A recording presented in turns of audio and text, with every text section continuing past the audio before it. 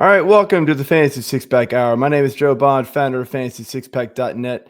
We're going to be talking some Baltimore Ravens football here, seeing if Lamar Jackson and Derrick Henry can repeat their spectacular 2024 seasons. Here to help me do that is Jeremy Kahn from the Big Bad Morning Show over here on 105.7 The Fan in Baltimore. How's it going on today, man? Good, man. Good. Thanks for having me. Yeah, thank you for coming on. I'm looking forward to diving in here to the Ravens, and we'll just start off right off the bat here, man. Lamar Jackson, MVP, almost MVP season, I guess. Probably should have, right? Debate, Yeah. whatever. Amazing season, right? 4,000 yards, 40 touchdowns. That's a hard number to hit again. 40, especially the 40 touchdown number. Is his offense looking like though? Like that's a repeatable number for him? I think so. I mean, I think the touchdowns, the only thing I'm not sure that's repeatable is throwing 4 interceptions. I mean, that's just ridiculous. Yeah. And like we could probably point on a couple of them too where the receiver ran the wrong route. I mean, he just had an incredible season. It's statistically one of the best seasons I've ever seen. And I'm a Peyton Manning truther. So like watching what he did last year and again, going back to the MVP thing, the media members are cowards that voted him all pro and Josh Allen MVP. He had better numbers across the board than Josh Allen, except for rushing touchdowns. And Lamar didn't have a carry inside the 5 yard line. So, yeah, look, he's a special player. A lot of fun to watch. For the people that were against him, like, oh, I don't think this is going to work. We're well past that because now you're watching, kind of the efficiency that he has when he's out there with that offense. It's been incredible. So, yeah, I do think they can get better. There are a lot of mouths to feed, though. Yeah. So one thing to kind of, it's pretty recent news here. He did injure his hand and wrist in camp. What's that looking like? Any updates on that? You're never gonna know. I mean, because if they don't, have, it's so weird because Hardball falls in line with like Bill Belichick, and I talked to a former player once that said, a lot of coaches will go up to the line but won't go over. Bill Belichick was the type of guy that will go over the line and go, wait a minute, I'm not supposed to be here. This is you're not allowed to do that. I think Hardball has some of that in him. We've had them get fined for extra practices and padded practices and things like that over the years.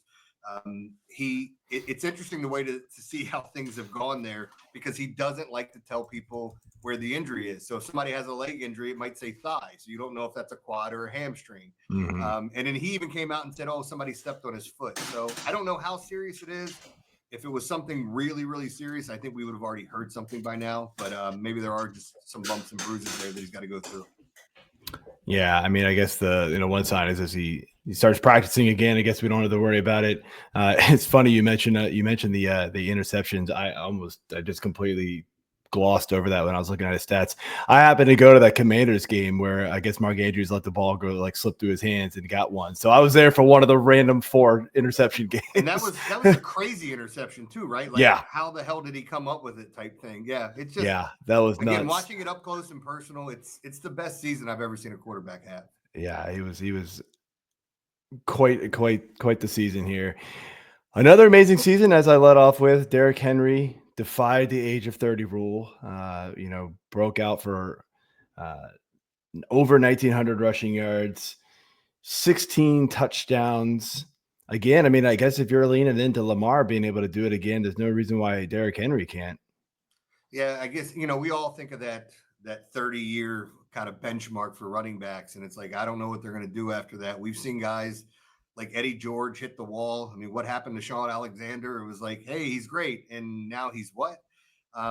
So I do think this is going to continue, and I'll tell you why. Like, if you look early on in his career, he didn't get a bunch of those carries when he was in Tennessee his first couple of years. He was splitting time. Mm-hmm. So I still think there's a lot of tread left on the tires. If anybody's seen him work out or looked at what his regimen is, what he puts into his body, there's no reason to think that he can't keep doing this. The only thing I worry about a big running back like that is being upright. It's just taking a lot of punishment. I mean, he delivers a lot, but he takes a lot of hits because he's big. But man, it is seeing those two guys in the backfield together. That's why I think he can repeat it because I think the biggest cheat code in the NFL is the mesh point between Lamar putting the ball in Derrick Henry's belly and then you figuring out what's happening next. Is he giving it to him? Is he keeping it? Is he running it? Is he throwing it? It's just that thing has been so advantageous for the Ravens to go back to because it's been so successful. Yeah, I remember when they signed him, the last off season, I just immediately like got super excited, especially for fantasy. That's my domain. Yeah. And I'm just going, this is a match made in heaven. And everybody's like, oh no, he's old. I don't know. And I'm like, no, this is gonna be awesome. You watch. It's gonna And be it another one of was those years in fantasy where he slides down, maybe even to the second round or somewhere at the back end of the first round. And at the end of the year, we're going, what were we thinking? He's got 18 touchdowns, you know. So not if I in my draft, he's not slipping past the end of the first round. If I have a good. back end first round pick, I'm taking him.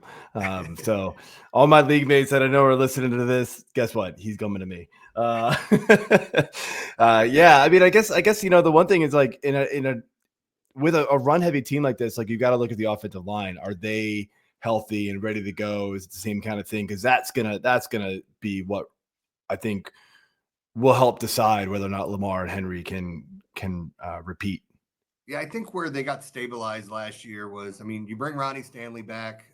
He's one of the more solid left tackles in the league. I know you don't get statistics with him, and if you're not in Baltimore, maybe you don't recognize the name as much, but he is very, very solid, good at what he does. On the other side, they drafted Rosengarten early out of Washington, who was a left tackle that played some right tackle.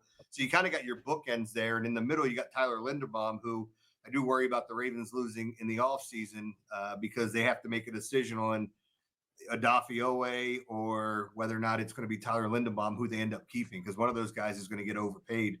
But right now, you have to feel good about what you have there. It's the guards that were a little bit of an issue, more so left guard where there's a bit of battle.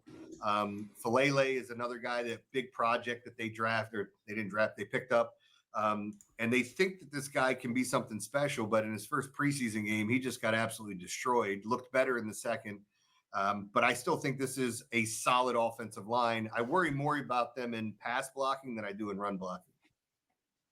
Yeah. Into the wide receiver room, it feels like there's always something left to be desired with this wide receiver room. And some of that is because they are such a run heavy team. You know, I know Zay Flowers saw 116 targets last year and got 1,000 yards, but the touchdowns aren't there. Is there anybody? I mean, Zay Flowers is okay in fantasy. He's maybe like a late wide receiver too, because of the lack of touchdown upside, because of how many rushes, Lamar and Derrick Henry get there. But is there any expectation that like Zay can really turn into like a true wide receiver one? And then who's after Zay Flowers? Because it feels like there's just, Bateman maybe. Yeah, I think Bateman's the guy, because I really think D Hop's going to come in. But the interesting thing is, if you're talking fantasy here, like I think D Hop's going to be a third down and red zone threat. Last year, Mark Andrews had the highest touchdown equity of any pass catcher in Ravens history. And you look at that and you're going, really? But what did Isaiah Likely do? Because I think Isaiah Likely is going to be one of the best tight ends in football. He might already be that, but you just may not see him getting the ball as much because of the offense and the way this thing is run. It's hard to say if Zay will ever become a true number one in this offense if we're looking at a guy that's going to get 10 touchdowns or if you have a benchmark for statistics. But as far as being their number one, they love him. They use him in some gadget plays. I mean, he is slippery as hell. Watching him jump out of tackles, make a move, and even just catching the ball downfield and creating separation.